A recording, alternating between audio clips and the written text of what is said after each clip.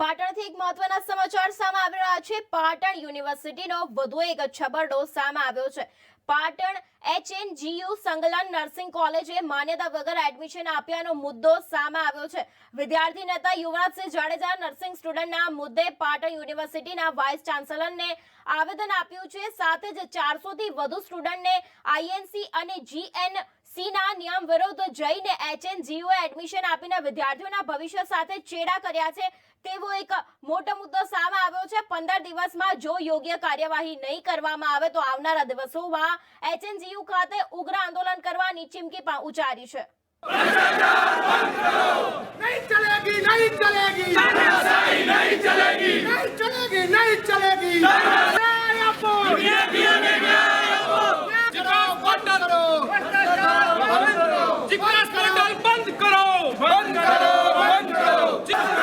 बर्खास्त करो बर्खास्त करो बर्खास्त करो बर्खास्त करो।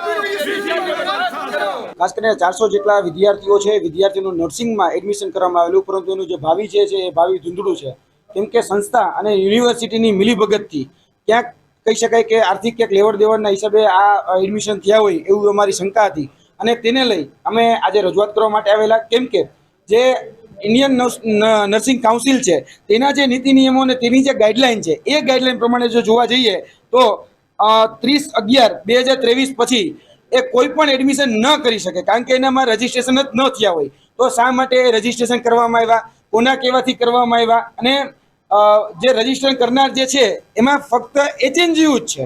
હવે જો કદાચ હું કહું છું કે છૂટછાટ મળતી હોય, માની લો કે NIOSની છૂટછાટની વાત કરવામાં આવે છે તો એમાં પૂરા ગુજરાતમાં ગુજરાત યુનિવર્સિટી છે, સૌરાષ્ટ્ર યુનિવર્સિટી છે, દક્ષિણ ગુજરાતની નર્મદ યુનિવર્સિટી છે, તો બધામાં છૂટછાટ શા માટે નહીં, ફક્ત HNGUને જ શા માટે છૂટછાટ આપવામાં આવી? આખા ભારતમાં કોઈ પણ જગ્યાએ આ જે કાઉન્સિલ છે એ કાઉન્સિલ અંતર્ગત કોઈ પણને છૂટછાટ હજી સુધી આપવામાં આવી નથી। અમે એ કાગળ લઈને પણ આવ્યા, એને કાગળ અંતર્ગત અમે એમાં આધાર પુરાવા સાથે અમે રજૂઆત કરી છે। અમારી પાસે ગુજરાત નર્સિંગ કાઉન્સિલ તો એનો પણ લેટર અમારી પાસે ઉપલબ્ધ છે અને એ લેટરના આધારે પણ અમે કીધું કે ભાઈ આમાં તારીખ વહી ગયા પછી શા માટે વિદ્યાર્થીઓનું રજીસ્ટ્રેશન કરવામાં આવ્યું, અને જો તમે એનું રજીસ્ટ્રેશન કર્યું છે તો શું એ જ્યારે એક કોઈ પણ ડિગ્રી પૂરી કરશે નર્સિંગની તો એની ડિગ્રી વેલિડ રહેશે કે નહીં એ અમે જાણવા માટે આવ્યા હતા। એની લેખિત બાંયધરી લેવા માટે આજે અમે ઉપસ્થિત હતા। આજે અમે VC ને મળ્યા છીએ અને VCનું એવું કહેવાનું થાય છે કે અમને 12 થી 15 દિવસનો સમય આપવામાં આવે એવી એમની માંગણી છે। અમે એ વાત સ્પષ્ટ કરી છે કે માની લ્યો કે કદાચ આ ડિગ્રી વેલિડ ન રહી અને આ જે રજીસ્ટર થયા છે, જે 400 જેટલા એડમિશન કરવામાં આવ્યા છે એ એડમિશનને ગ્રાહ્ય રાખવામાં આવ્યા નહીં INC દ્વારા, તો શું એક્શન લેવામાં આવશે? કેમ કે સૌથી મોટી પ્રશ્ન તો એ છે વિદ્યાર્થીઓએ 1 વર્ષ આમાં HNGUમાં આપી દીધું છે, એનું એનરોલમેન્ટ HNGUએ કરેલું છે, એની પરીક્ષા પણ લીધેલી છે। હવે જે સર્ટિફિકેટ આપનારી જે સંસ્થા છે એ સર્ટિફિકેટ આપનારી સંસ્થા આ 400 વ્યક્તિઓને કન્સિડર જ નથી કરતી। અમે ગુજરાત નર્સિંગ જે કાઉન્સિલિંગ છે એની સાથે પણ વાત કરી છે, એની સાથે સાથે ઇન્ડિયન નર્સિંગ કાઉન્સિલ છે એની સાથે પણ ચર્ચા કરી છે। અમે ચર્ચા કર્યા બાદ જ આવ્યા છીએ। આમાં 400 વિદ્યાર્થીઓ છે, એ 400 વિદ્યાર્થીઓનું ભવિષ્ય જે છે ધૂંધળું છે, તેને લઈ અમે રજૂઆત કરવા માટે આજે HNGUના VCને મળવા માટે આવેલા હતા।